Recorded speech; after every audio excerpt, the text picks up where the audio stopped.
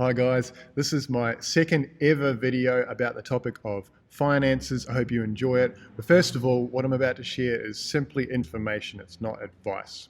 I'm not a financial advisor or anything of the sort. I'm just a young man who has been learning things and applying things and wanting to pass on what I've learned. So seek your own counsel or financial advice about what applies to you. So without further ado, the title is very long, but it is 3 key steps to creating financial freedom and building generational wealth. Probably too long for a Rumble or a YouTube video title, but I'm rolling with it. 3 steps to creating financial freedom and building generational wealth. So I'm gonna rip right in. The first one is save 10% of everything that you earn. I've been doing this for a while now, and I'm going to suggest you put it in a separate account, ideally one that's very hard to touch. So for me, it's actually one that only my wife can access. So if we both agree that we should use those funds for something, it's up to her. I send it away and I actually can't touch it. I have that advantage, but set it up in a way that it's very hard to touch. If you find that you can't save 10% of what you earn, I'm going to suggest you need to look at cutting your spending somehow. Now, I have actually in recent years got more of a kick out of that than ever before. I've been living in another country, my family, for a long time, so relative to many people in my country, Australia, I have lived more frugally than others, but in recent years, I've wanted to save even more, living even more frugally, and I get a kick out of it. So for lunch today, I had microwave leftovers from the freezer. Tasted good. I enjoy home cooking, and that's not because I couldn't afford to spend money on lunch. It's just because I could save money. Why not? And there's a great quote that I heard that resonated with me by a guy named Ramit Sethi. I think it's how you say it. It's an Indian name. He's an Indian American. And he says, spend confidently on the things you love, so you don't have to give up getting a latte, which I did have today, or going out from time to time. Spend confidently on the things you love and cut back mercilessly on the things you don't. So just think about what's non-essential. How can you reduce your spending? If you begin to do that, you'll be well on your way to saving 10% of everything you earn. And by the way, if you have bad debts, then it's absolutely worth paying them off first. So even consider putting your 10% or much more if you can into paying off those bad debts. And when those bad debts are paid off, then save at least, I'll put in brackets, 10% of everything you earn. Here's a quote from me that I wrote down just from my own thoughts. If you sacrifice now and do the things that other people won't, then in the future you'll be able to do things that other people wish they could do. That's going to be true for many of you in the future. So investing in the future is what I highly recommend you do. Investing in learning is another thing that I recommend you do. So as a Christian, I think it's worth investing time for me to read the Bible, read other books that are going to invest good things in my soul and my spirit, in education as well. So financial learning is key. That's actually third point. I'm jumping ahead of myself, but invest in things now so you can reap the benefits later. Point number 1 again, save 10% of everything you earn, paying off the bad debts first, of course. The second point might be a surprise to some, it's give away 10% of everything you earn.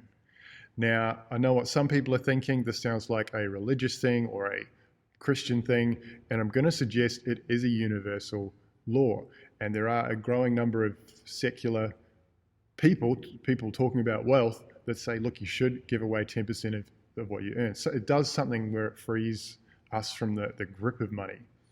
I honestly do believe. And I'm going to put a video link down below by a financial consultant that covers the idea of giving away 10%. And if you're thinking to yourself, I can't afford to give away 10%, then I think on the way to a very fulfilled life, you should consider reducing your spending. Talk to a financial planner, talk to someone that is doing well with their money, someone that is a bit further ahead in the financial planning journey, and consider how you can drop your spending.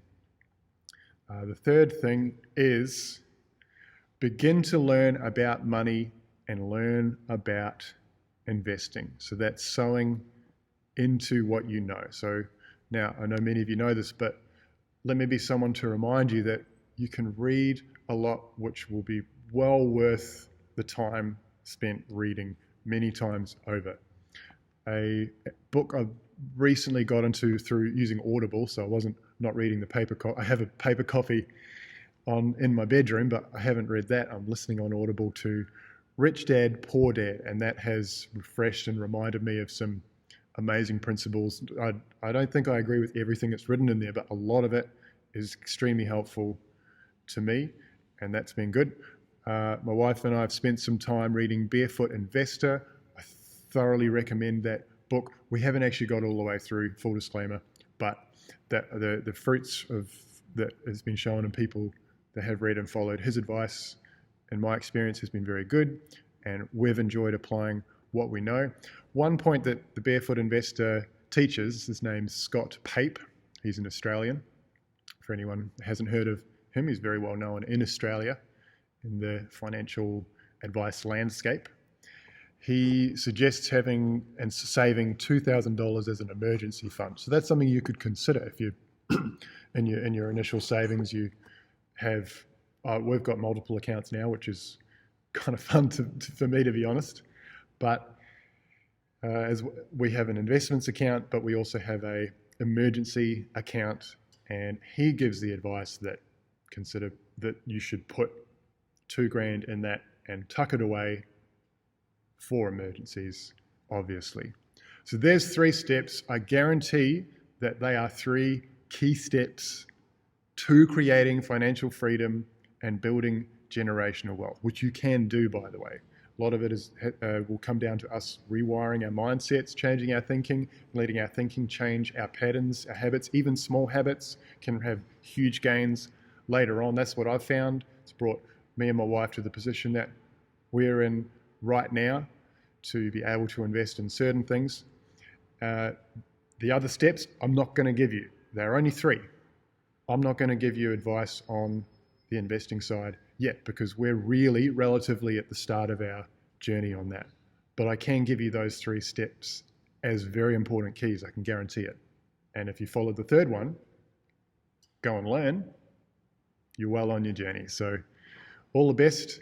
And I'm going to also put the link to an interview by Ramit Sethi down below.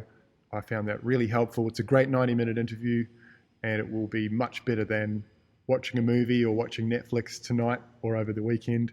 So enjoy. Hope you got some value from this. If it did, send it to someone else or write a comment. Subscribe to Rumble, subscribe on YouTube, and I'll see you soon. All right, much love.